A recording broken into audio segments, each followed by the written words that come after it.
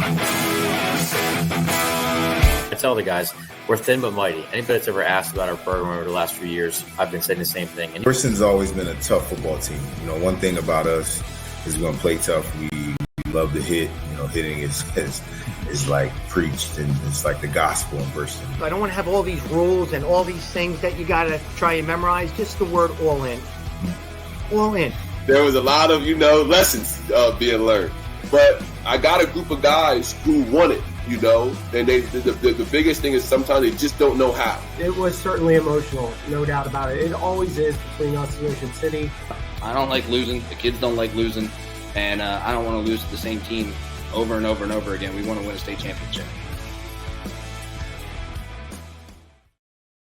What's going on, everybody? Welcome into Cal One-on-One right here on Cape Atlantic Live, presented by Ulmer's Appliance Service. I'm your host, Nick Kosko, as we continue our basketball preview series for all the teams around the Cape Atlantic League. I'm pleased to be joined now by Holy Spirit head coach Kyle Dhyne. Coach, appreciate the talk to you. And, I know you guys are really looking forward to this upcoming season here in 2024-25. A lot of young bucks coming back, but a lot more experience compared to last year. So I can only imagine the offseason for you was quite successful leading here into the winter. Yeah, it definitely was. Obviously, last year we really didn't have any varsity experience that played. Like some of our older guys that were juniors that ended up didn't play as sophomores, and then we started 3 freshmen. A couple freshmen came off the bench. So last year going into it, we had really 0 varsity experience. But the benefit of that is now we come into this year with a ton of now experience. We have our 3 seniors that are returning, as well as 6 of the sophomores that come in with a full year, not just in the season, but the off season. We were in the weight room, obviously, and working out all summer long in the fall. So they're maturing, and we're now trying to build upon that and really put more in their hands in terms of what they can run, the things that we can do. Because honestly, we were limited last year on what we could do. And then throw in we have a transfer, Jordan, that we're very excited to have back. He was here our freshman year, but we're excited to have him back. And he's going to add a lot to our team. When you go through a season like you did last year, and again, there are struggles in the court, a lot of young bucks, and you guys got some playoff experience in that first round as well last year. But when you see those struggles on the court where it wasn't quite what it was a couple of years ago, then it's almost like it's a hard reset button for last year. What is that like for you, your staff, and the kids just, saying, hey, maybe we're not expected to win every single game, but we want you guys to get experience. This is only going to help you down the line. Well, that's exactly what we preached last year. Like we preached, let's not worry about results. Let's just get better. And if we can continue to get better, wins or losses, no matter what. And I feel like we did that. Like I feel like we played the second half of the season a lot better than we did the first half. Highlighted by I thought one of our best games we played all year was the Trenton Catholic game in the playoffs, where we lost in overtime, but the kids bought in, got the game plan, ran what we were supposed to do, did everything we could do. They ended up knocking down a few shots there at the end that put it into overtime, and they ultimately took over. But I believe that was the building block for now this year. And then now the turn is turning that into, all right, now we got to win. Now we got to learn how to win, and we've got to understand more. We've got to do more. We've got to build off of that. Usually when you see freshmen play any sport in high school at the varsity level right away, there's a huge jump, especially if they follow a standard developmental track, whether it's football, basketball, baseball, wrestling, you name it. When they go from freshman year to sophomore year, sometimes you see a growth spurt, you see a their maturity level increase. A couple of your guys that were key freshmen last year, now sophomores, Makai Campbell, Sean Gormley, Aiden Harmon, just to name a few. I know you mentioned there's a lot of sophomores in this team that could really contribute this season. Campbell was obviously your leading scorer last year. Mm-hmm. When you see the jump they made from last year to over the summer now, as you roll through the preseason, we're about a week away from the season opener. What have you noticed from your sophomore class so far this preseason? I will say the biggest thing that we've noticed is their them being prepared, them understanding what they need to do, them maturing in a way of, all right, I'm not just out there now. Now I need to learn the sets, learn what we're doing, get to the point where we're going to the next level in terms of the play calling and the plays that we're running. So that is the biggest thing. And mentally, to me, they had the skills as freshmen. To me, mentally is the biggest jump, and that's what I've noticed this year. They are more focused. They're more determined. They're more into understanding and learning and growing from that point. So to me, that's what I've seen, and that's what I've been excited about this first week or so. They're grasping our concepts more and more and easier, and just growing more mentally. Physically, I mean, listen, they were skilled last year. They were, but they were just outmatched because of size and that. They've grown strength, all that with age comes, but mentally they've done a great job of buying in and doing what we want to do. When you see that buy-in from the young guys, do you notice that in the summer when it comes to, you're not on them 24/7 like you are when you guys are in season, but whether they're playing AAU basketball, they're in the weight room, or it's a little bit of both over the summer, and again leading into whatever fall sport they might play. Did you notice that there was maybe a switch that flipped from the playoff game's over, okay, it's February, it's March, whatever the case may be, and then and a few months later, are you like, okay, I see it now, and I'm gonna be, this could be really exciting come another 3-4 months from now? Yeah, and that's what we stressed opening the summer was, understand what last year was about, and it was a growth year. Understand what we had to do last year and to get to this point, and now know where we need to get to. And that's just in terms of, like I said, we've added things that we wouldn't have done last year, in terms of plays and things like that. So we're trying to just have them grow mentally. Like I said, the physical part will come, but we noticed it in the summer. We had some great workouts. We were in the gym all summer long. We had actually less kids play football this year, so they got some workouts in the fall, which was great. And then again, the beginning of this year so far, I believe we're taking those next steps. Still got a little ways to go, but we're trying to get there. I think what helps, and I wanted to transition this to some of your older guys. You mentioned Nick, before we got on the air here, Nick Rogers, Mason Forte, some of your seniors that are back. I know Andy Giddens is going to be a nice little role player for you as well. Having Jordan Gonzalez back, who's only a junior, but back in your program.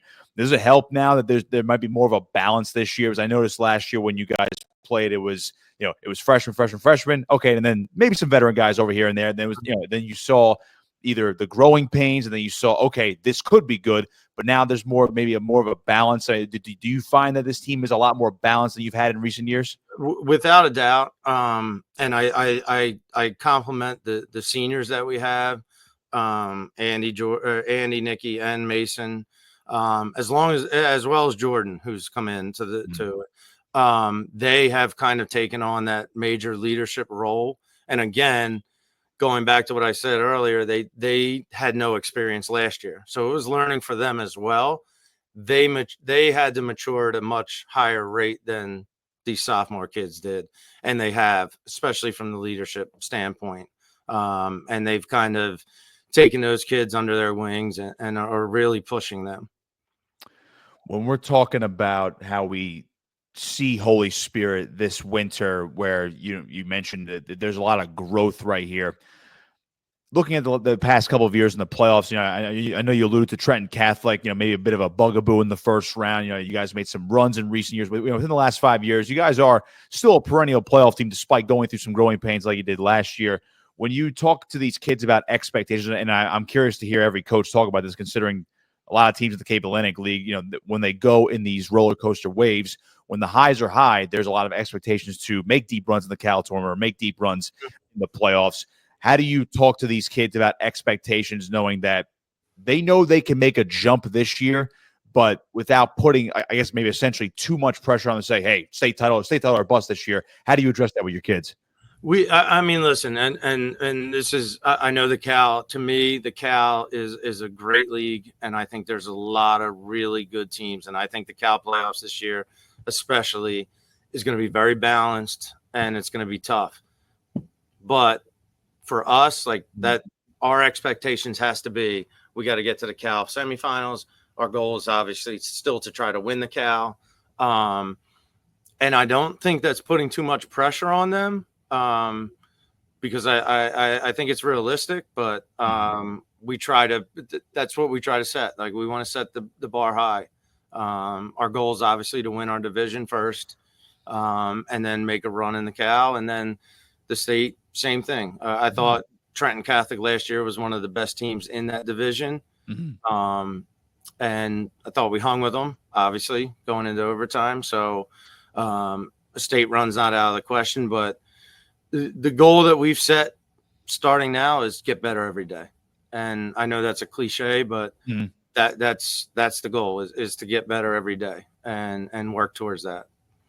You guys are in the United Division this year with Absegami, Buna, Cape May Tech, Oakcrest, Pleasantville, and Violin, just to name a few. And, of course, another loaded schedule for you guys coming up this winter. So I'm curious about the vision that you've brought to the program. I believe this is your 5th or 6th year now as the head coach? It's my 4th. Fourth. Okay. So right around almost, for that 4 or 5 year mark where you've seen classes go in, classes go out. You've seen the highs and lows so far since taking over as head coach.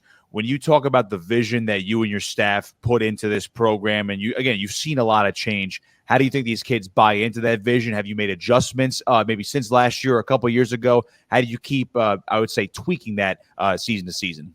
Well, us as a coaching staff have made a major adjustment, and it's again just because of where we were at last year. We feel way more comfortable giving these kids more and more information. So we've made adjustments as a coaching staff. We've changed up practice a little bit. We've changed up our film session, whiteboard session, all those kind of things. Knowing now these kids can understand it and get it. Whereas last year we couldn't feed them too much because they were just green. They were just too young, or inexperienced. So I feel with that last year and that year of growth, we can now give them more, which has made us do more to prepare them and get them ready. Do you feel with again, when you say you can give them more, there's more concepts, more sets. It's not just here's the basketball, let's just go play and see what we got. When you see that development and how what we were talking about before, is there now more of a buzz, you would think, with the kids, especially since you mentioned before that there are not as many kids on the team this year that were playing football or soccer or some other fall sport? There was a lot more basketball in the summer, in the fall, now leading into the winter. Do you think there's more of that buzz about Holy Spirit basketball starting to come back a little bit like it was maybe a couple years ago? Right. I mean, I hope from the outside, but I mean, from the inside, like the kids are feeling it. They're starting to get it, and they're starting to do things that we would have never seen them do last year. And that's just not just things on the court. We've really preached to them mental, being prepared mentally, and studying and understanding and watching film and looking at playbooks and all of that stuff. And they've seemed to understand that and get that, and they're working towards that. I'm looking ahead at your schedule. You guys are opening up against Pleasantville on the road. That's next week. What do you make of? I guess I'm curious about the local rivalries. I think Holy Spirit and Pleasantville kind of goes under the radar, and it is a little interesting this year, especially. I just talked to new coach Frank Turner the other day, and of course he's a Cal legend, playing for Atlantic, their state title. The Holy Spirit Pleasantville rivalry in pretty much all sports, the schools aren't really that far from each other. Of course, the Absecon location, again, not far from the high school. So when you look at this matchup coming up next week for you guys to open up the season on the road, could be a new buzz for that program as well. Do you think it's a good? I mean, I got to imagine it's a good time to see these two teams play each other because you guys are new but experienced, and they're going to be new as well. And it seems like they're on the up and up once again as well. Yeah, I think the rivalry with Pleasantville is great, and we always used to do it at the Seagull Classic, which was awesome to end that. And with that going away and the realignment that constantly goes on, we haven't played every year, but I'm excited to open up with them. I'm not fond of going to their gym. We've seemed to struggle in their gym. So, and I think Frankie will do a phenomenal job with them. Obviously he was a phenomenal player, brings a ton of knowledge and things like that. So, but I think that's a rivalry that could get rebuilt. Like, even if we don't end up in the same division every year, it could be a thing where we schedule and play, just like we do with Ocean City still. That's something we've always kept. But I love the rivalry, and I think it's great. It is. It's 5 minutes down the road, not even. So it's funny you brought up how the gym is difficult to play in there. I mean, at least for maybe you as a coach for your teams, is Pleasantville the most difficult gym for you guys, or is another Cal gym where you're just like, oh man, we hate going there. We love playing the team, but we hate going there. On a personal level, I'm not fond of Oakcrest. I have felt, and it has nothing to do against Oakcrest. It just seems like, for whatever reason, and to give a background, I was an assistant coach for 20 plus years, so we've been going there for forever. And even some of our best teams have seemed to struggle in that gym. I don't know what it is about it, but it's just difficult. I mean, I'm always curious about that because, people bring up the uniqueness of some of these gyms down here. And again, there's a lot more of those as well. Up in North Jersey, you talk to North Jersey coaches, they'll say, X, Y, and Z gyms, they're very weird because they have a big time intimate fan atmosphere. The lights are dimmer, the court's a different color. I was just curious how you felt about it, considering, teams like Wildwood Catholic, for instance, very unique gym. And then, you guys have a unique gym as well, where it's not, the stands don't go as high, but yet it gets really loud in there because they're also on. It's almost like they're on top of you in a more wide open environment. I mean, can you speak to the uniqueness of your guys' gym as well? I absolutely love our gym. And I'm obviously biased, but I think it's the best gym in South Jersey. And that's kind of our goal is to get it back to where it's packed and we have a great atmosphere. We're hoping, I know a lot of the football kids, we're hoping to get them involved and bring some of that atmosphere back. Because I do believe again, I'm biased, but I love the court and I love the setup of the gym. One more on you guys' atmosphere. I love, since I've been covering high school sports in this area. Again, I'm very familiar with the area, having grown up here. But seeing the evolution of student sections in a lot of these schools, your guys in particular, I've seen them at football games, I've seen them at basketball games, get very creative. You guys, Mainland, Ocean City, if I'm leaving out, EHT does a good job. A lot of these student sections are starting to really rise up and rival, some of the ones that were around, 10, 15 years ago. I got to imagine your student section, especially when you guys are humming, it gives you guys a pretty good home court advantage. I think in general, it's just a great atmosphere to go watch a high school game and see two student sections packed and getting after it. I mean, there's no better scene. It's awesome. It's fun even when you're on the road and you've got a road student section that's getting on you, yelling at you while you're warming up and stuff like that. That's, to me, that's high school sports, high school basketball. It's fun. I love seeing that. So I mentioned before, you guys are going to open up next week at Pleasantville on the 17th. Are there any other games I'm missing as far as maybe in-season tournaments? You guys traveling anywhere? What's the rest of the schedule look like for you guys coming up? We're playing. So we open up at Pleasantville and at Oakcrest, like the two gyms that I just said. Naturally, of course, yeah. And then we're at Ocean City for that tip-off classic, which will be great because our girls play before. Nice. They play Ocean City, so it's a nice girl-boy doubleheader for us. And then we're at the Southern Tournament starting on Monday the 23rd, and then continuing 27th, 28th. And then we're not home again until January 3rd against Lower Cape May. So we're on the road for a little while. But we have a couple out of conference games with Millville and, as I mentioned, Lower. And not out of conference, but out of our division. Right. We play the prep at the end of the year. So we're looking forward to it. Should be a good one. Coach, I'll leave you here with this one again. Appreciate your time tonight, joining the program. Just kind of circling back to the expectations part. I know, again, every coach, again, it is a used cliche, but I kind of like it. I haven't seen it up close. The one game at a time mentality for you guys, I feel like that would be very important for you guys, considering what you went through last year, and now with this more experienced group of the guys, a lot of experience in their belts. Obviously, Jordan coming back. You have some seniors that are going to play some big roles.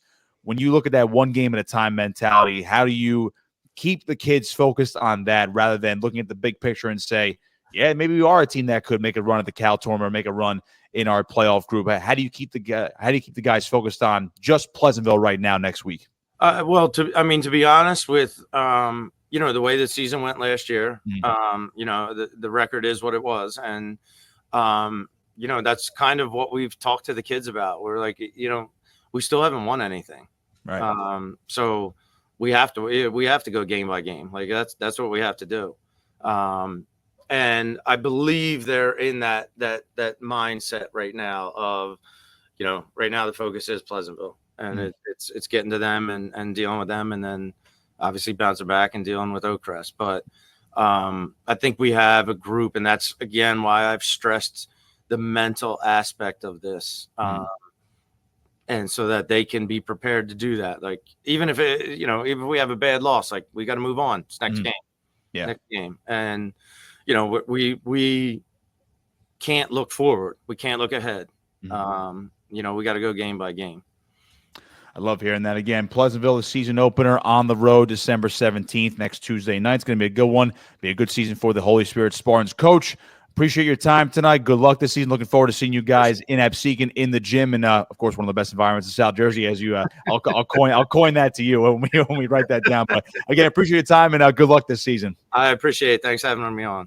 Kyle Dhyne, Holy Spirit basketball head coach with me on Cal 1-on-1, presented by Ulmer's Appliance Service. We'll see you next time.